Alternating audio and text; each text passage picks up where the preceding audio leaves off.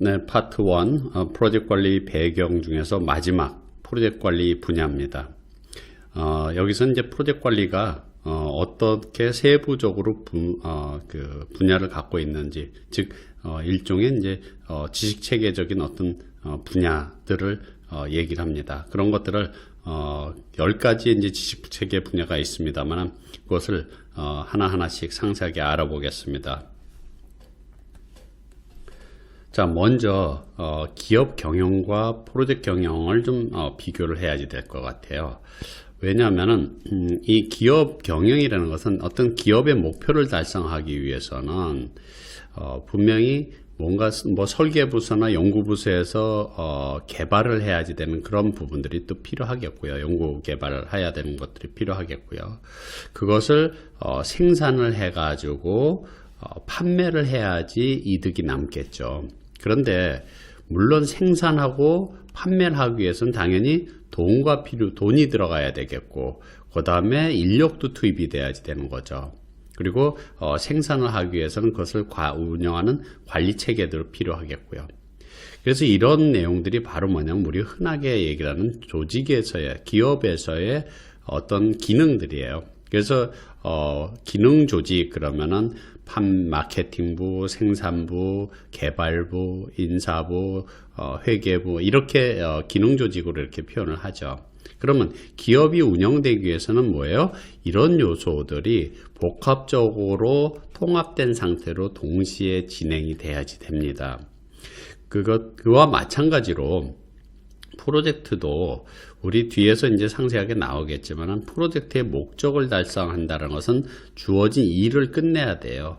또 기간 내에 끝내야 되고, 우리가 계획된 예산 범위 내에서 끝내야 되고, 목표로 한 품질 수준을 맞춰줘야 됩니다. 그런데 이 목표를 달성하기 위해서는 인력이 투입이 돼야 되고, 또 외부로부터의 어떤 구매나 조달, 계약 관리가 필요하겠고요. 또 사람들 사이에 어떤 소통이 이루어져야 되고, 관련된 사람들이 모두 그들의 요구와 기대를 제시를 하고 그거를 맞춰서 만족시켜주는 노력도 해야지 되고, 또 프로젝트 동안 발생할 수 있는 잠재적인 리스크들을 줄이거나 없앨 수 있는 방안도 강구를 해야지 되는 거죠. 이 내용들이 바로 여기 있는 내용들이 바로 프로젝트 관리의 세부 지식 체계, 세부 분야가 되는 거죠. 그런데 보신 것처럼 여기서 뭐가 필요하냐면은 목표, 즉 프로젝트의 목표로 설정될 수 있는 부분은 바로 이 동그라미 안에 들어가 있는 이런 내용들이 목표예요. 그래서 궁극적으로는 프로젝트 관리를 통해서 뭘 하겠느냐, 무엇을 잡겠다는 거냐, 바로 이 목표를 잡겠다는 거죠. 그러면은 이 목표를 잡기 위해서는 나머지 분야들에는 도움을 받아야 되는 거죠. 이거는 이제 도구 역할을 하는 것들이다라고 볼 수가 있겠습니다. 자, 그래서 미국 PMI에서 출간된 PMBOK에는 프로젝트 관리의 세부 분야를 지식체계다 이런 표현도 쓰고 있는데요. 지식체계. PM 지식체계라는 표현을 쓰고 있는데 총 10가지의 지식체계로 갖고 있습니다. 그래서 이것은 예를 들면은 우리가 경영학을 배운다. 경영학을 공부하는 사람들은 앞에서 나왔던 것처럼 우리 마케팅도 공부해야 되고, 인사조직도 공부해야 되고, 또 재무회계도 공부해야 되고, 또 생산 운영 관리도 공부해야 되고, 이렇게 배우듯이 프로젝트 관리학을 배운다 그러면은 그러한 과목들이 여기 있는 이 10가지 과목들이다라고 상상을 하시면 되겠습니다.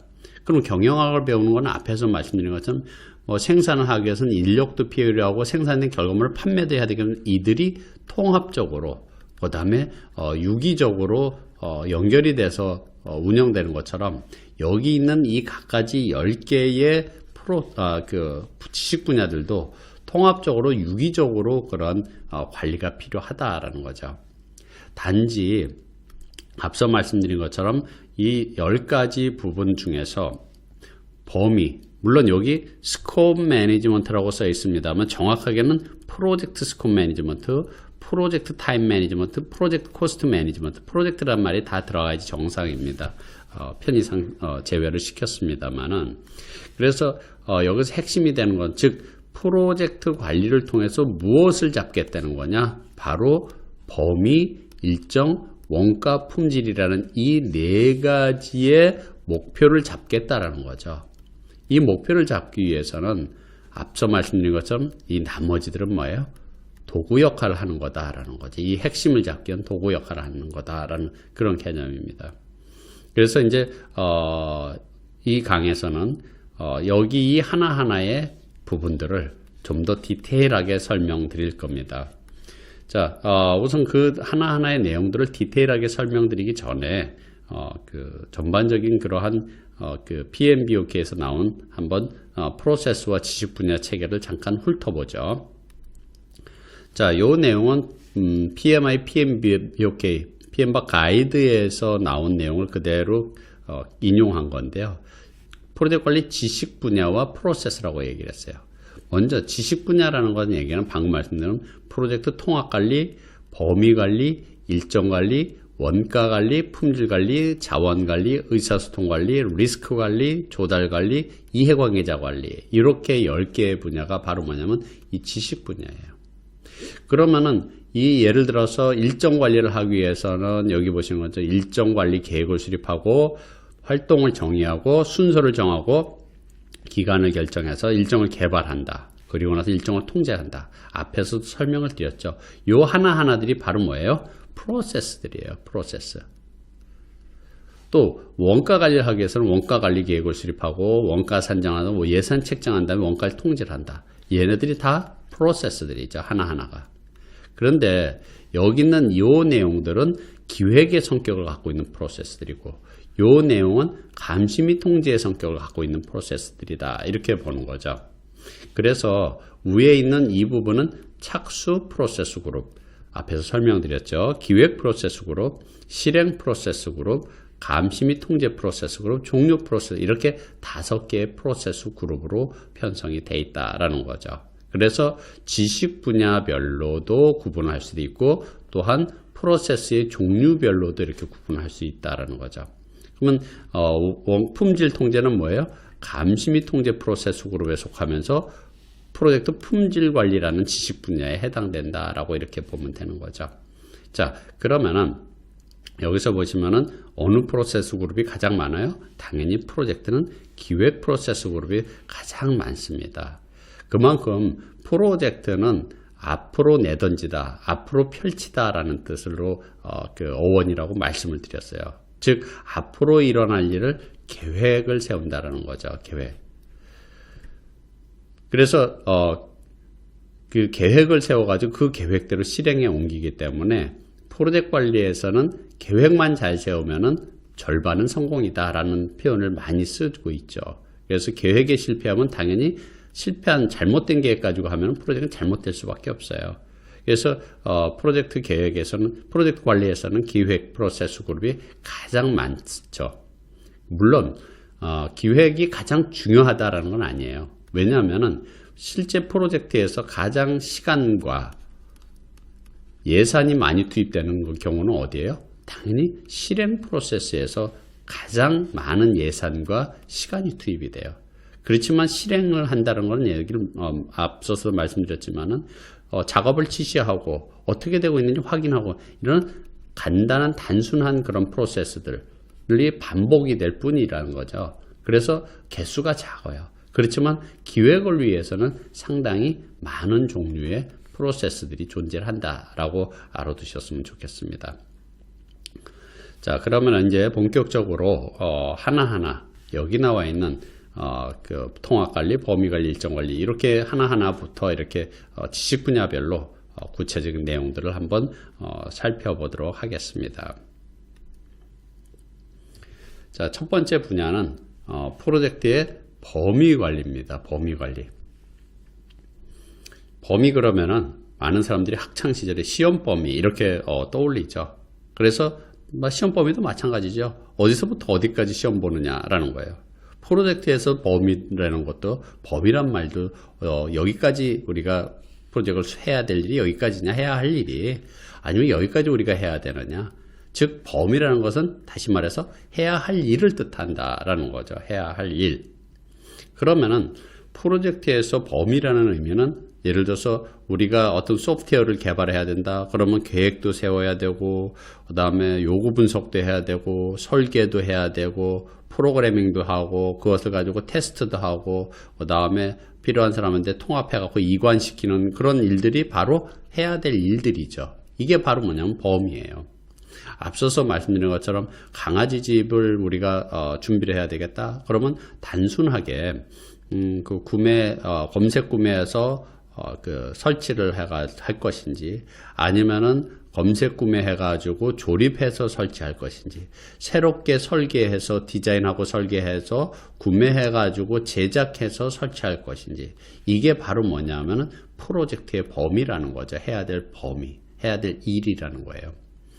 그러면은 프로젝트에서 범위는 관리 업무에 대한 범위도 있고요. 그 다음에 그 제품에 대한 범위도 있고 그런 거죠. 제품에 대한 범위를 모두 포함한다라는 그런 개념이에요.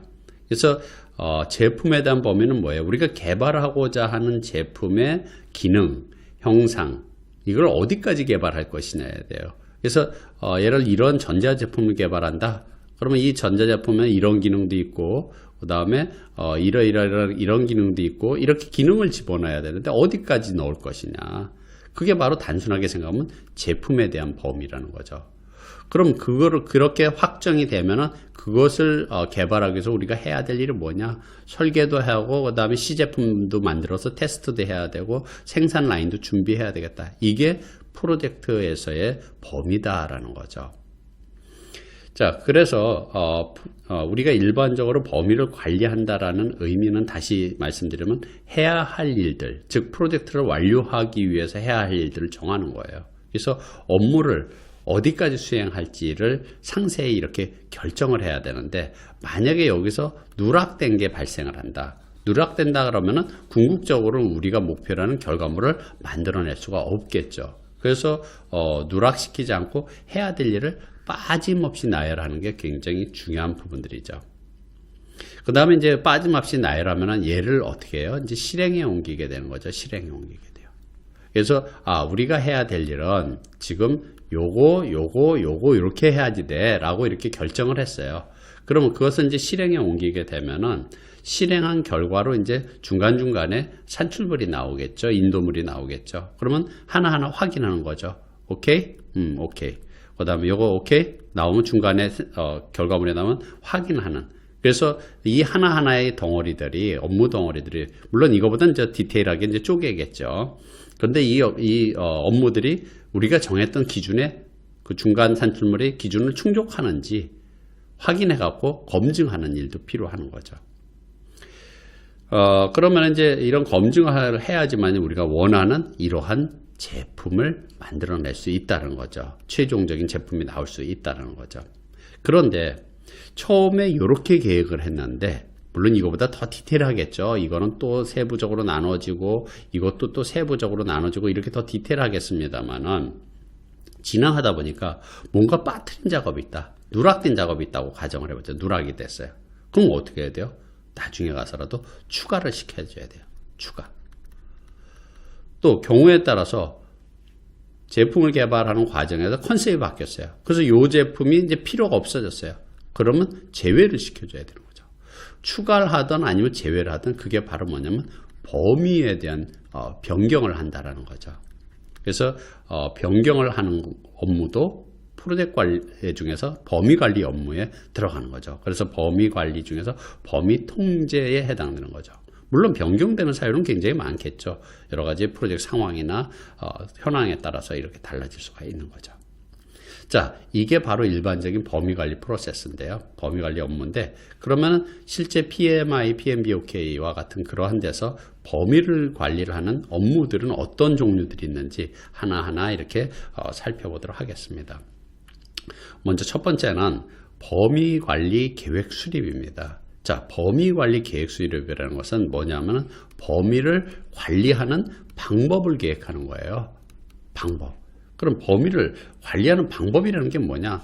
또는 어떤 절차, 표준 이런 것들을 미리 계획해 두는 거죠.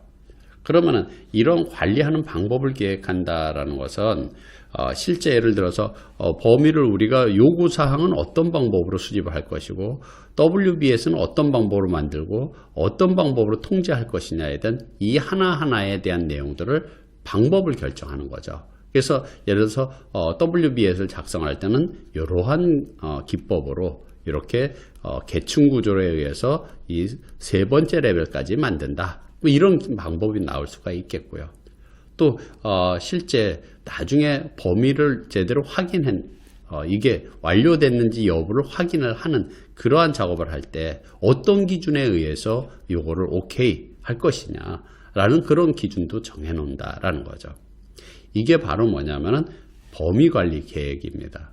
그런데 이러한 방법이나 절차 표준은 프로젝트마다 완전히 새롭게 만드는 개념은 아니에요. 왜냐하면 보통 조직들은 회사들은 어떻습니까? 프로젝트를 계속 유사한 걸 반복해 왔기 때문에 그 반복적으로 계속 해오던 프로젝트의 방법이나 절차나 표준들이 이미 정해져 있어요. 그래서 우리 프로젝트와 관련해서는 그 중에서 표준 요것만 약간 수정해야 되겠다. 우리 프로젝트의 상황이나 목표에 맞게 일부만 수정해서 우리 프로젝트의 범위관리 계획으로 사용하면 된다라는 거죠. 자, 그래서 다시 강조를 하면은 범위관리 계획은 뭐다? 나머지 작업을 수행하는 방법이나 절차, 표준을 정해놓는 그러한 프로세스다라는 거죠. 그러면 실제 본격적으로 무엇을 해야 되냐 하면은 이제 범위를 계획하고 통제해야 돼요. 그래서 이제 범위를 계획을 먼저 해야 되는데 여기 이제 범위 계획이죠.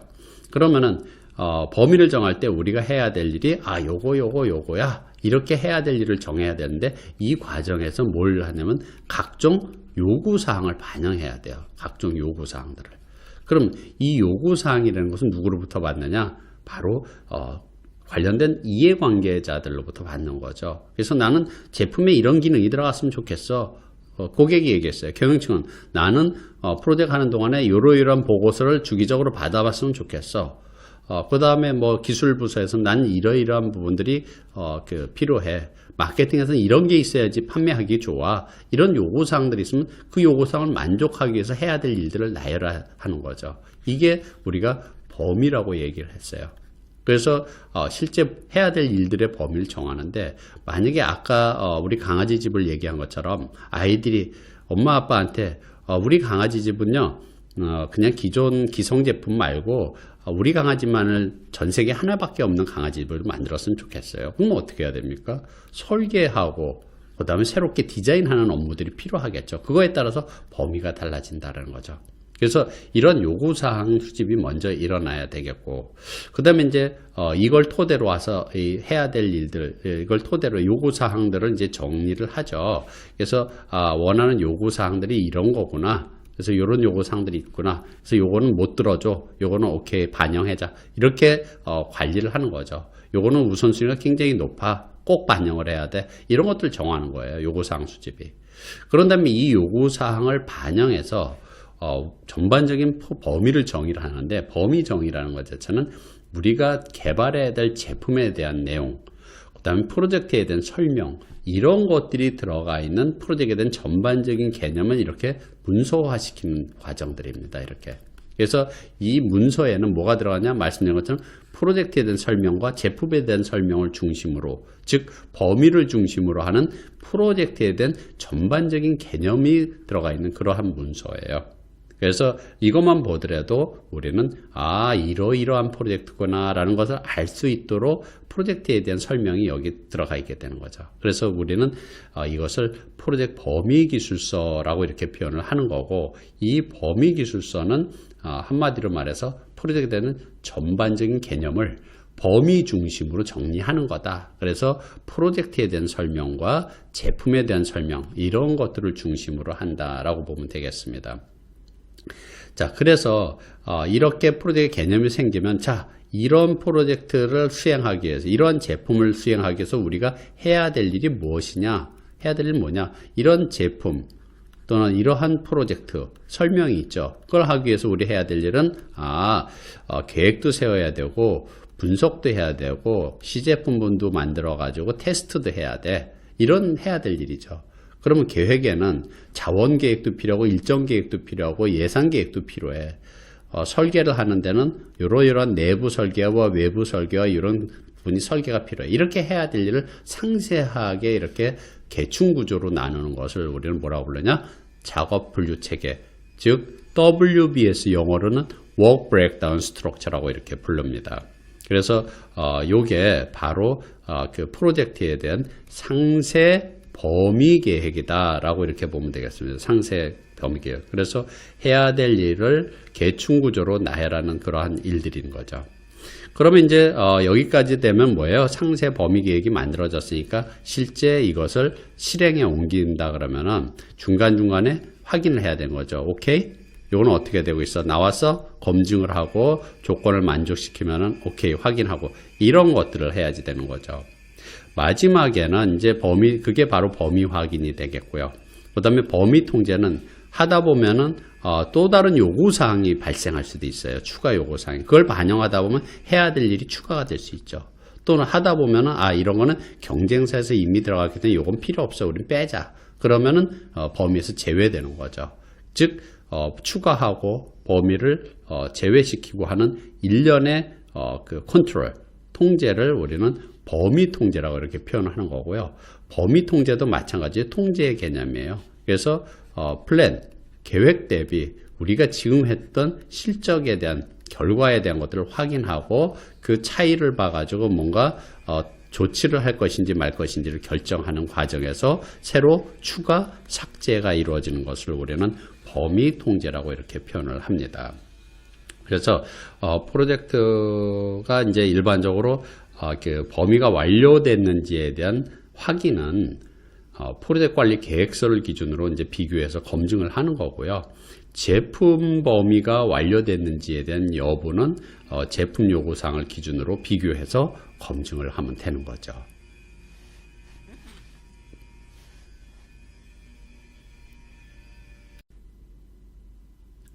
네, 파트 1의 프로젝트 관리 배경 중에서 7번째 프로젝트 관리 분야에 대해서 학습하고 있습니다.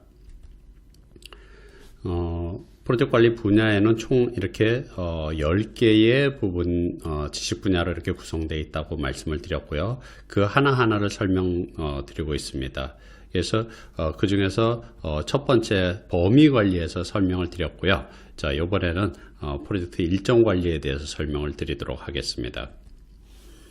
자, 프로젝트 일정 관리. 우리가 흔하게 프로젝트 관리하면 제일 먼저 떠오르는 게 바로 일정 관리죠. 그래서 일정 관리를 하는 이유는 당연히 우리가 목표한 기간 내에 끝내기 위한 노력이에요. 그래서 목표로 정한 기간 내에 또는 적절한 시기에 끝내기 위한 노력을 하는 게 바로 일정 관리인데요. 그러기 위해서는 이런 그림 부분에서 보시는 것 같이 이런 일정 계획을 수립하고 주기적으로 어떻게 되고 있는지 이렇게 파악을 해가지고 일정에 뒤지지 않도록 하는 그런 노력을 하는 거죠.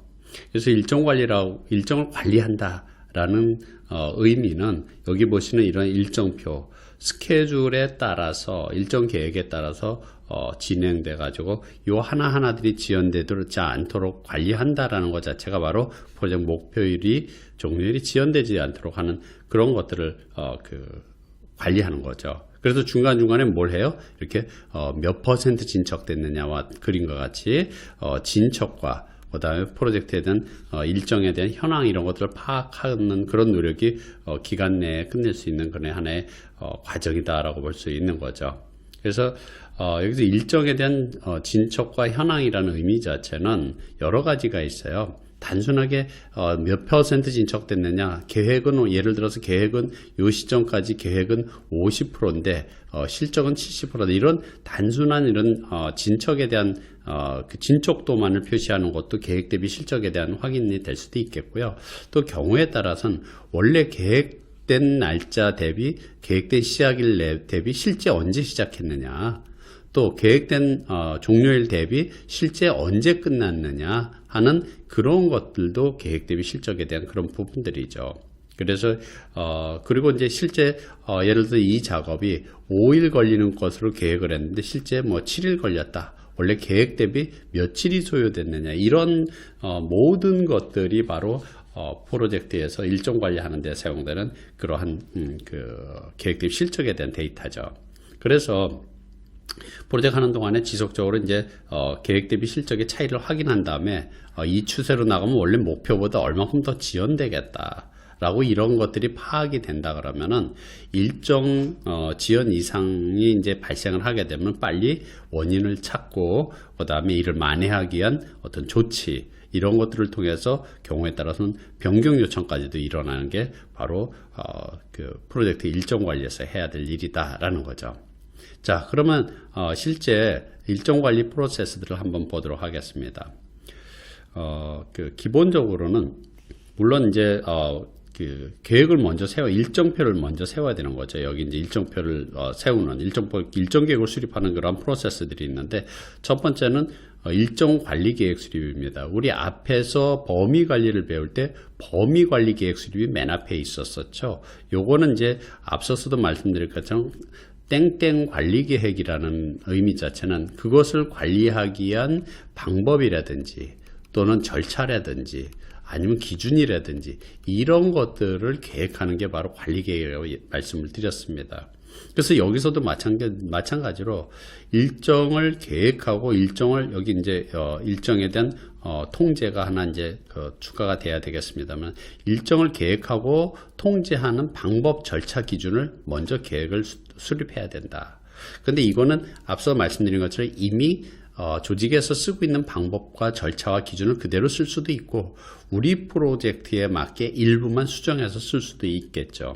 대표적인 게 방법이라는 것은 예를 들어서 이게 5일짜리라 이렇게 데이 단위로 이거 기간을 결정할지, 아니면은 기간이 긴 프로젝트일 경우에는 뭐 5주, 2주 이런 식으로 위크 단위로 단위를 정할지, 심지어는 10년, 20년짜리 프로젝트일 경우에는 월 단위, 먼스 단위로 우리가 기간을, 스케줄을 만들 수도 있겠죠. 그런 것들이 우리가 하나의 기준이 되는 거죠. 또는 방법이 될 수 있는 거죠.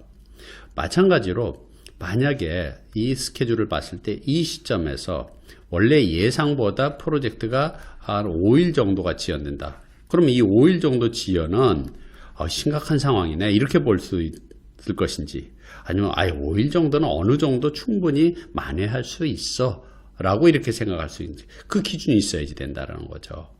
그래서 프로젝트에서 일정 기준을 정해가지고 우리는 5일 지연까지는 두고 보는데, 그 이상이 지연되면은 즉각적인 원인을 조사하고 프로젝트에 뭔가 대응 방안이나 조치를 마련해야 되겠다라는 허용 한계도 정할 수 있다는 거죠. 허용 한계. 우리가 전문 용어로는 우리가 threshold라는 이런 표현을 씁니다만은, 이런 허용 한계도 어디 들어가느냐, 일정 관리 계획에다가 미리 정해놓는 거예요. 그래서 프로젝트 진행하다가 3일 지연됐다, 괜찮네, 지속적으로 관찰만 하자. 6일 지연됐다, 빨리 원인을 찾고 대응 방안을 마련하자라는 이러한 기준, 이런 것들도 일정 관리 계획에다가 수립을 해야지 되는 거죠. 자, 그러면 일정 관리 계획이 이제 수립되면 이제 본격적으로 이제 이거에 의해서 일정 관리를 하면 되는데, 먼저 일정 관리를 위한 계획 수립이죠. 계획.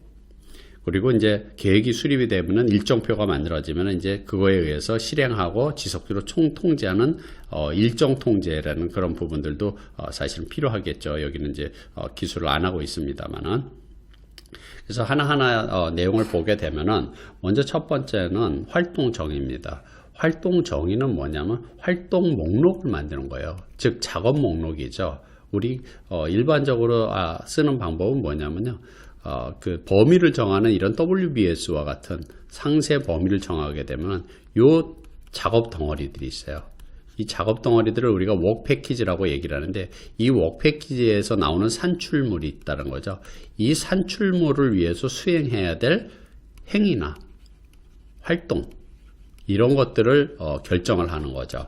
그게 바로 활동 목록이라고 얘기를 하는데, 활동 정의를 통해서 나오는 거죠. 그래서 예를 들어서 뭐 설계도라는 산출물을 만들기 위해서는 먼저 구상을 하고, 그다음에 데이터를 수집해서 데이터를 분석하고, 그다음에 설계도를 그린 다음에 검토를 마친다. 이게 구체적인 행위나 활동들이라는 거죠.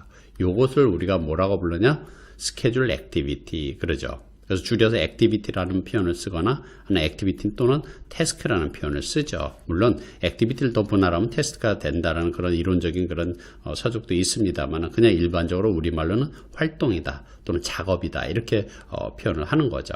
그래서 이 활동 수행해야 될 액티비티 리스트 즉 스케줄 액티비티 즉 여기에 스케줄을 만드는 이 하나하나의 요소들이 바로 뭐다? 스케줄 액티비티라고 얘기를 하는 그런 부분들이다 라는 거죠.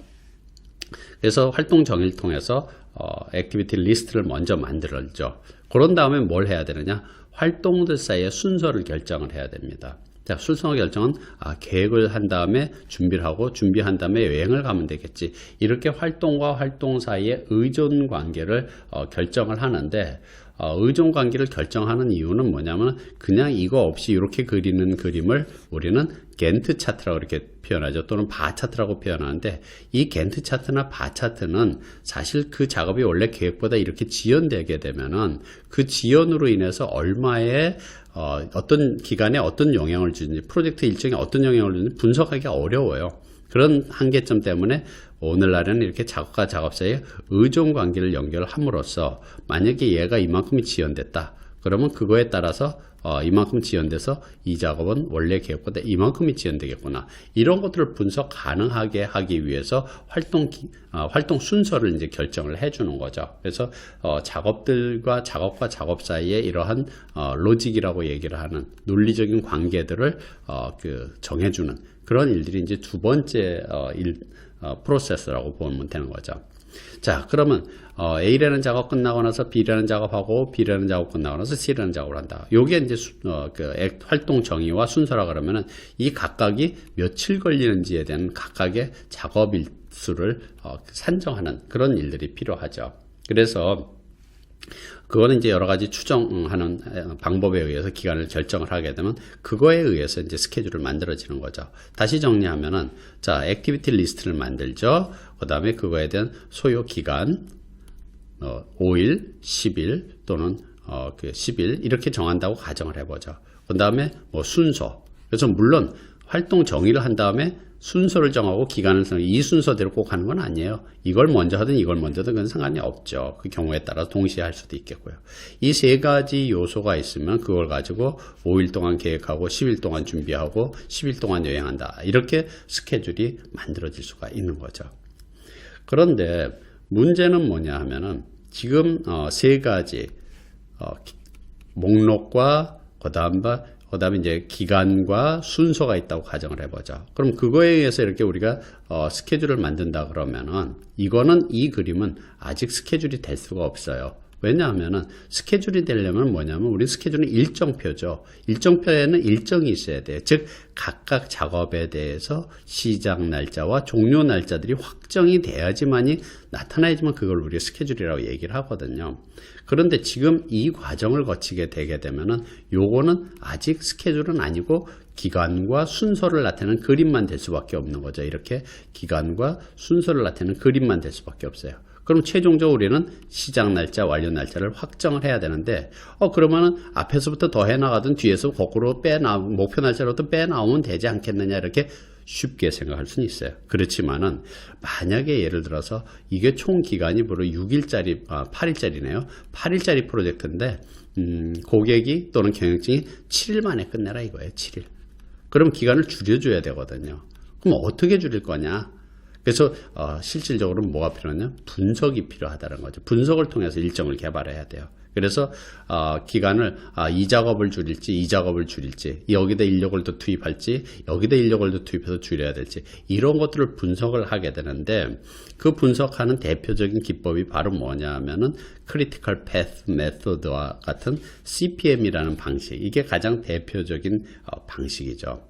그래서 이런 여러 가지 분석 기법을 동원해서 뭐 예를 들어서 작업이 여기도 있는데 이렇게 연결되어 있다. 그러면 우리는 기본적으로 이 작업에다가 인력을 투입해서 이걸 줄여야 되겠다. 하루를 줄이면은 인력을 더 줄이면은 목표로 한 7일 만에 끝낼 수 있겠다. 그래서 이렇게 줄이는 거죠. 그래서 그림에 보시는 것처럼 이 작업, 요 작업은 뭐 인력을 투입해도 더 도움이 안 되죠. 그런 기법들이 바로 대표적인 크리티컬 패스 메소드의 기법이다라고 보는 거죠. 그래서 이렇게 해서 일정이 이제 최종적으로 다 조정이 끝난 다음에 이제 7일로 딱 결정이 됐어요. 그러면 그때의 목표 날짜 거꾸로 하든 아니면 앞에서부터 더 해나가던 간에 날짜를 확정 지어주면 그게 스케줄로서 완성이 되는 거죠. 자, 이렇게 스케줄이 이제 완성이 되게 되면은 이제 그거에 의해서 이제 이렇게 보시는 스케줄처럼 프로젝트가 이제 진행이 돼요. 자, 진행되면은 뭘 해야 돼요? 주기적으로 파악을 해야 되는 거죠. 어떻게 되고 있어? 일정이 어떻게 되고 있어? 이렇게 확인하는 그런 노력을 해야지 되는 거죠. 그래서 계획 대비 실적에 대한 것들을 주기적으로 파악하고, 만약에 일정이 지연된다, 그러면 이거를 빨리 따라잡아야 될지에 대한 판단을 통해 가지고 따라잡아야 되는데, 그럼 여기다 인력을 투입을 한다든지 작업 방법을 바꾼다든지 하는 그러한 어떤 조치가 필요한 거죠. 그래서 조치가 필요하면은 이제 어떤 그걸 우리가 시정 조치라고 얘기를 하는 거고, 또 경우에 따라서는 만약에 여기까지 이만큼 진척돼야 되는데, 예를 들어서 이게 100% 끝나고 이게 70% 끝나야지 정상인데 이 작업은 하나도 안 했고 여기 10%밖에 안 됐다. 그러면 이 시점은 여기인데 이미 계획 대비 실적이 굉장히 저조한 거죠.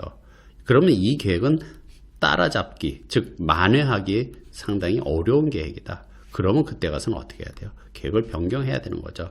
다시 현 시점에서 얘를 이렇게 바꾸고, 요 작업은 이렇게 바꾸고, 이렇게 나름대로 새로운 계획으로 변경하는 그러한 노력인데, 그 변경 과정들도 하나의 허락을 받아오고 승인을 받아야 되는 그런 일련의 통제가 필요한 거죠.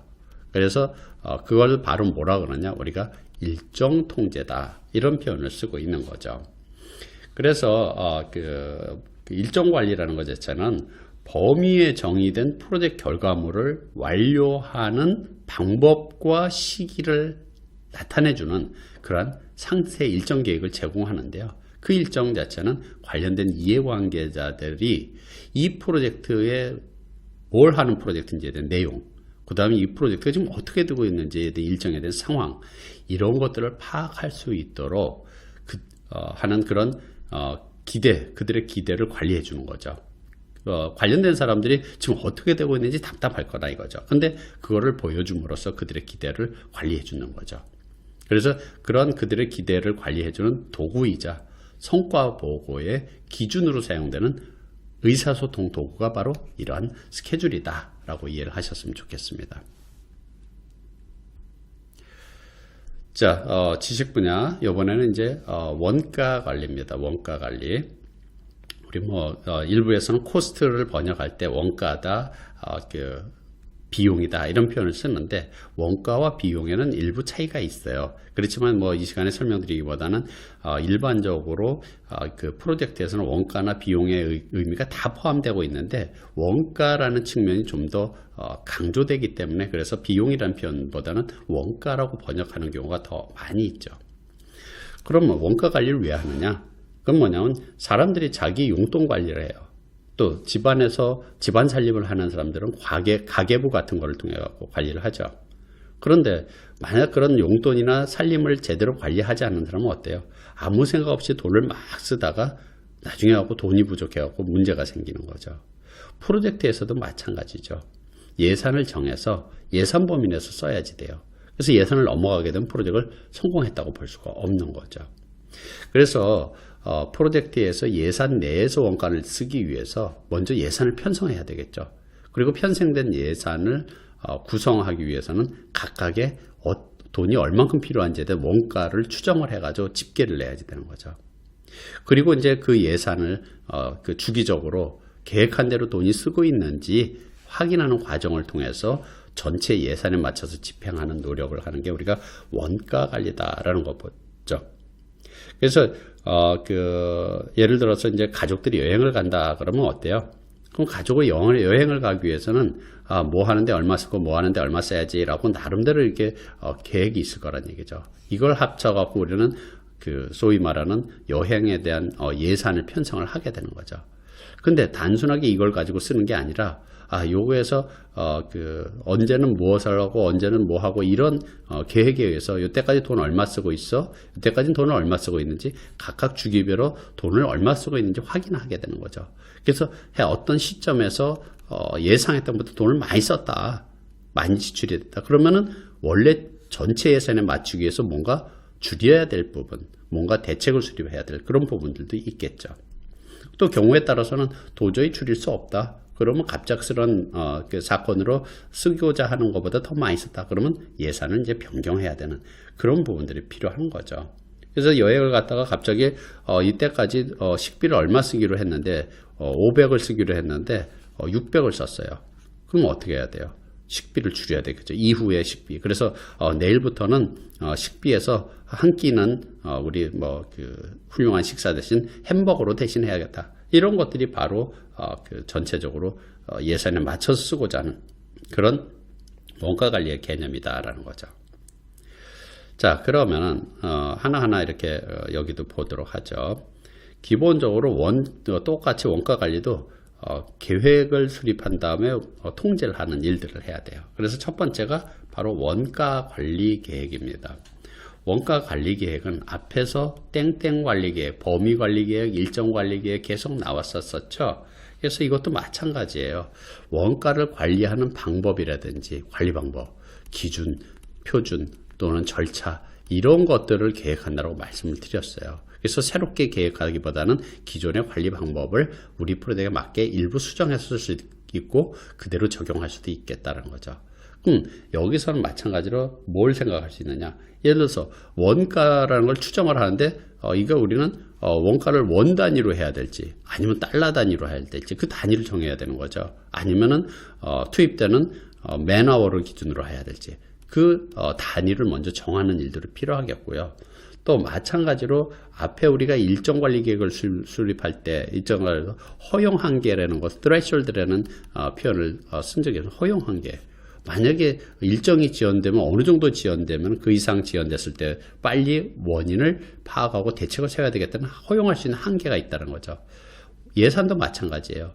프로젝트 중간중간에 파악을 하는데 계획 대비 얼마 초과 지출됐다.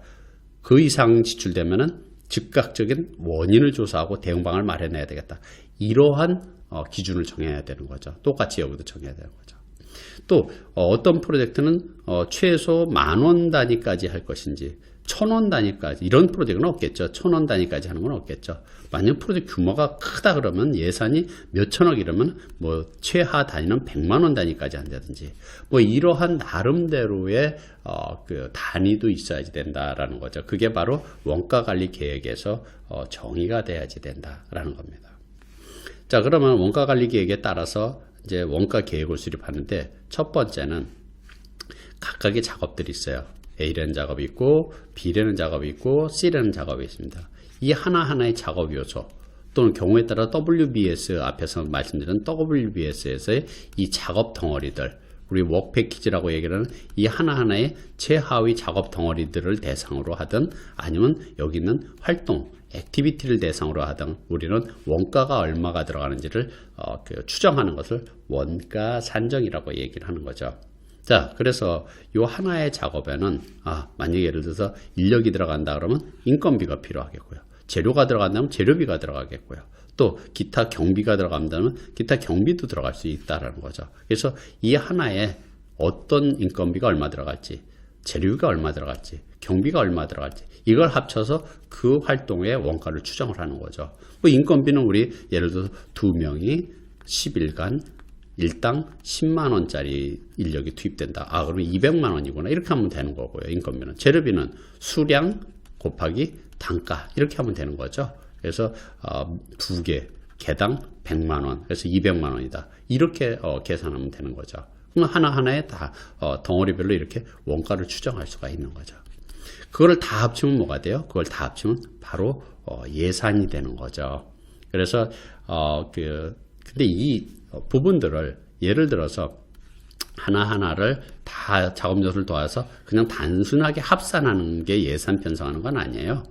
합산만 하는 게 아니라 그 합산하는 거에다가 플러스 리스크를 고려한 예비비라든지 또 프로젝트 기간이 길 때 그 이자라든지 아니면은 물가 상승에 대한 물가 상승비라든지 이런 것들을 다 고려해 가지고 예산으로 편성을 하게 되는 거죠. 그래서 그 편성이 되면은 이 전체 예산이 나오게 되면 얘를 어떻게 해야 돼요? 계정별로 또 배분을 해야 돼요. 계정별로. 예산 관리하는 계정별로 배분을 하게 되는 거죠. 그래서 우리 예를 들면 그거죠.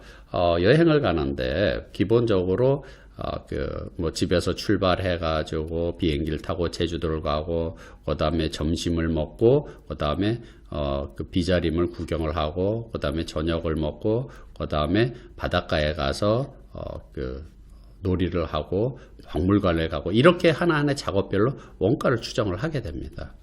그런데 그것을 해야 될 일들에 대한 것들 원가를 추정해서 전체 예산으로 편성을 했다고 가정을 해보죠. 그 다음에 계정으로 해야 된다 그러면 여기서 예를 들어서 숙박비라는 계정, 그다음 식비라는 계정, 교통비라는 계정 이렇게 나름대로 관리하기 좋은 계정별로 나누어주는 것까지 그거를 우리는 예산 책정이라고 이렇게 표현합니다. 그래서 계정별로 나눠주는 것뿐만 아니라 우리 1월 달에는 얼마 필요하고 2월 달에는 얼마 필요하고 3월 달에는 얼마 필요하고 4월 달에는 얼마 필요하다. 이렇게 기간별로 이렇게 그 예산도 배분을 해야지 되는 거죠. 그렇게까지 하면은 그걸 우리는 예산 책정이라고 얘기를 하는 거죠.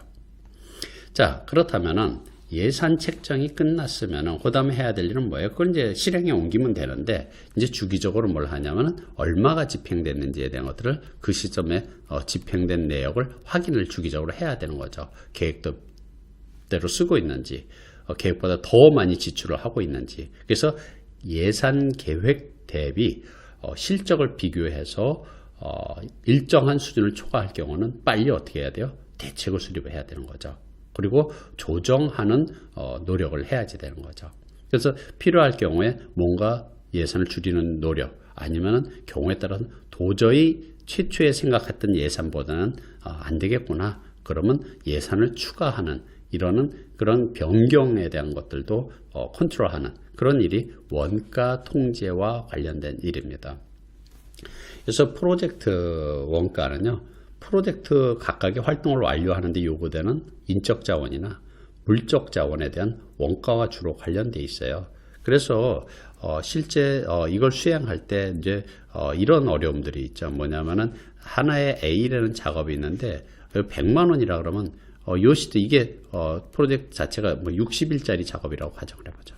그러면 이 시점에 100만 원이 발생한 걸로 집계를 할지 60일 후에 그 100만 원 발생한 걸로 집계를 내야 될지 아니면은 뭐 중간에 50% 진척됐으면 이때 가서 50만 원 발생한 걸로 할지 이런 것들에 대한 기준도 사실은 있어야 돼요. 그래서 실제 회사에서 돈이 빠져나는 시점은 보통 작업이 끝난 시점 어느 시점인가 현금이 회사 밖으로 빠져나가게 되는 거죠. 지불이 되는 거지만은 프로젝트에서 얼마의 돈이 원가가 발생했는지에 대한 것들은 별도의 룰을 정해가지고 그거에 의해서 이걸 결정할지 이렇게 결정할지 또는 이렇게 결정할지 이런 내부 규정도 원가관리 계획에다가 포함을 시켜야지 됩니다. 그래서 원가를 측정하는 방식과 시기가 각자 다르기 때문에 사정에 정해야 될 필요가 있겠고요. 또 원가 관리와 관련된 부분 중에서 또 이런 그 이슈가 있어요. 뭐냐면은 어떤 프로젝트가 있습니다. 근데 이 프로젝트가 끝나게 되면은 이때부터 예를 들어서 판매를 해가요. 물건을 계속 판매하든 아니면 결과물 하나만 판매를 하든 그건 상관이 없고 판매를 하게 되면 우리한테 어느 정도의 수익이 발생을 할 것이다. 예를 들어서 주기적으로 매년 얼마의 수익이 발생할 것이다. 이거는 흔하게 얘기를 하는 재무적인 성과를 얘기를 하는 거예요. 그럼 이때 우리가 얼마의 돈을 투입해 갖고 얼마의 수익을 우리가 얻을 수 있겠다라는 이런 것들의 재무적인 분석을 하는 그런 업무들은 아예 프로젝트 초기에 그 프로젝트 착수하기 이전에 이때 성과를 통해 갖고 또는 타당성 분석을 통해 가지고 끝낼 수도 있고 또는 그것을 프로젝트 범위 안에다 집어넣을 수도 있고 이제 그것은 프로젝트 원가 관리에 포함될 수 있느냐 아니냐는 내부적인 그러한 그 기준에 의해서 할 수 있다라는 거죠. 그거는 앞서 말씀드렸던 것처럼 뭐예요? 프로젝트 라이프 사이클을 어떻게 정의하느냐에 따라서 달라질 수 있다라고 보시면 되겠습니다.